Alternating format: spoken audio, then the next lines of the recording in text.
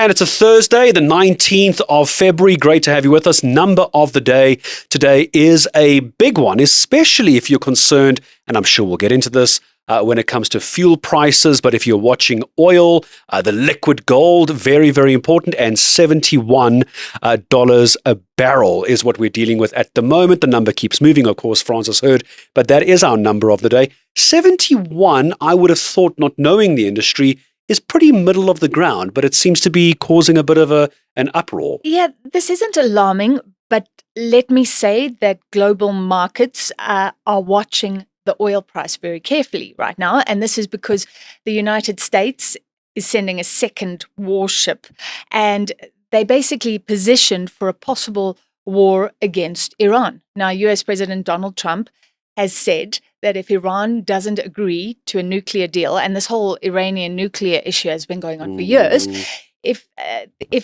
they will regret it if they don't agree to a deal. So what does that mean? But basically, the US has capacity now in that area to wage airstrikes against Iran for weeks. And the markets have been watching closely. We're so used to crises now, but a couple of days ago it was looking good. There were talks between US officials and Iranian officials.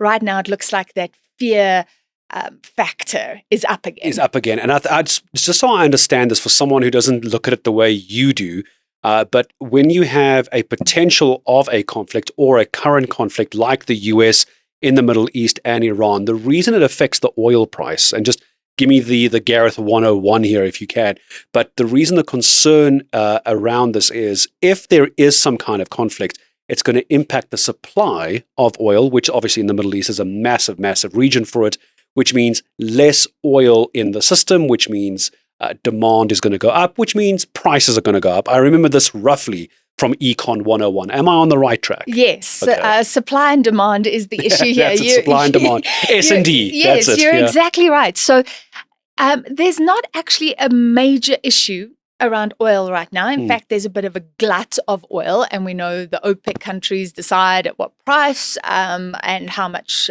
volume there will be. We have this cartel. Iran, however, does produce oil. And besides that, Iran controls the Strait of Hormuz. I think I'm saying it correctly. Yeah. And there is where a lot of the global oil supply goes through. So even oil from Saudi Arabia could be affected by that disruption. So suddenly you go from a situation where there's more than enough oil to go around to a huge disruption.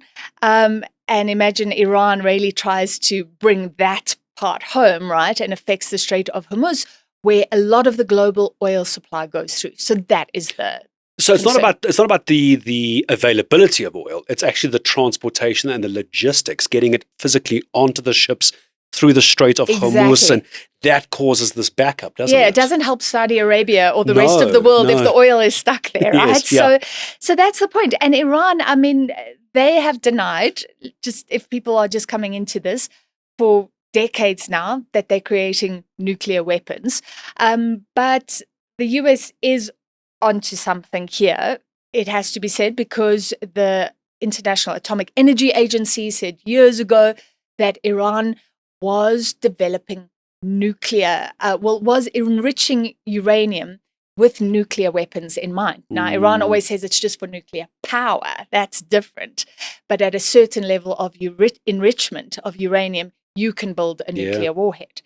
So that's the issue. That is the issue. That's the issue for the geopolitical status in that part of the world. But those of us who like to fill up our cars, and I always feel like I give good news and bad news when we're doing the show, and you from the economic side, it's go and fill up. The price is good now for you to fill up. And then we come back a few weeks later and go, actually, maybe hold on. Depending if you drive a petrol car or a diesel car, we all watch this very closely. Does any of this have any impact maybe in the fuel prices going forward? It does. And maybe you should go and fill up now. But your car can only take so much, right? So we already, you're going to be hit by the prices.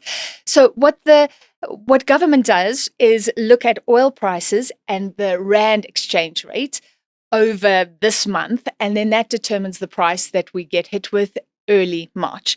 Now, it's been a good ride, a very good ride. We've enjoyed it, because we've spoken about 2 consecutive price cuts, but we are potentially looking at some petrol going up in early March already. We were talking about that mid-month, and now we have the oil price going up. So the picture can change towards the end of the month. And yes, we are possibly looking at higher fuel prices in March and the end of the good ride. But right now, markets are watching the oil price futures at $71 per barrel.